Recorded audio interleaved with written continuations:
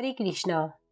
भगवत गीता का उद्देश्य मनुष्य को भौतिक संसार के अज्ञान से उबारना है। प्रत्येक व्यक्ति अनेक प्रकार की कठिनाइयों में फंसा रहता है। कष्ट भोगने वाले अनेक मनुष्यों में केवल कुछ ही ऐसे होते हैं जो वास्तव में यह जानने के जिज्ञासु हैं कि वे क्या हैं और वे इस स्थिति में क्यों डाल दिए गए हैं।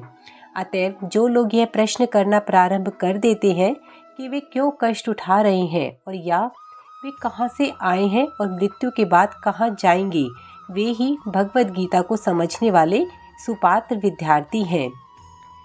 आइए श्रीमद् भगवत गीता का अध्ययन अध्याय 2 के श्लोक संख्या 53 से शुरू करते हैं। श्रुति विप्रतिपन्ना ते यदा स्थस्यति निश्चला समाधो अचला बुद्धि तथा योगम अवप्स्यसि।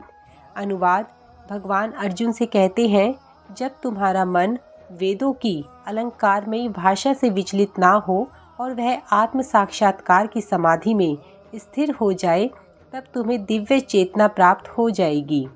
तात्पर्य में प्रभुपाद जी समझाते हैं, कोई समाधि में है, इस कथन का अर्थ यह होता है कि वह पूर्णतः कृष्ण भावना भावित है, अर्थात उसने पूर्ण समाधि में ब्रह्म, परमात्मा तथा भगवान को प्राप्त कर लिया है।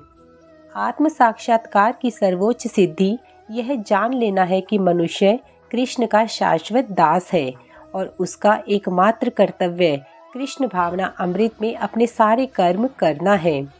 कृष्ण भावना भावित व्यक्ति या भगवान के एकनिष्ठ भक्त को ना तो वेदों की अलंकारमयी वाणी से विचलित होना चाहिए, ना ही स्वर्ग जाने के उद्देश्य से सकाम कर्मों में लगना चाहिए।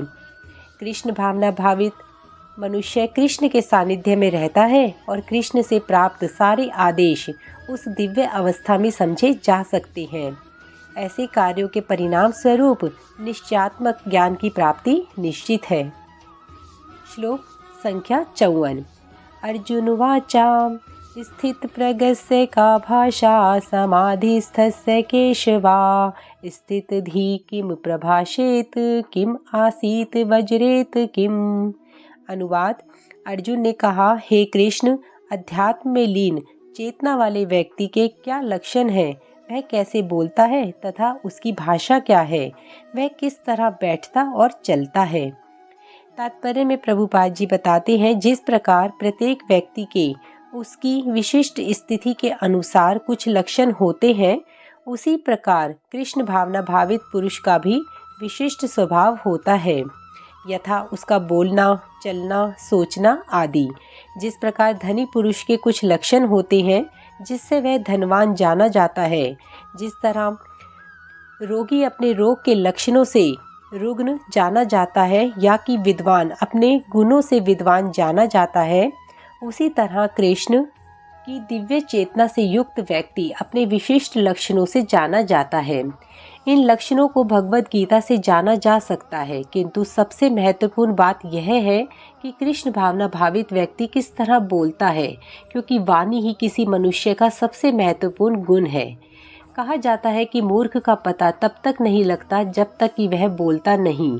एक बने ठने मूर्ख को तब तक नहीं पहचाना जा सकता जब तक वह बोले नहीं, किंतु बोलते ही उसका यथार्थ रूप प्रकट हो जाता है। कृष्ण भावना भावित व्यक्ति का सर्व प्रमुख लक्षण यह है कि वे केवल कृष्ण तथा उन्हीं की बातों के बारे में चर्चा करता है। फिर तो अन्य लक्षण स्वतः प्रकट हो जाते हैं, जिनका उल्लेख आगे किया जाएगा। हरे कृष्णा।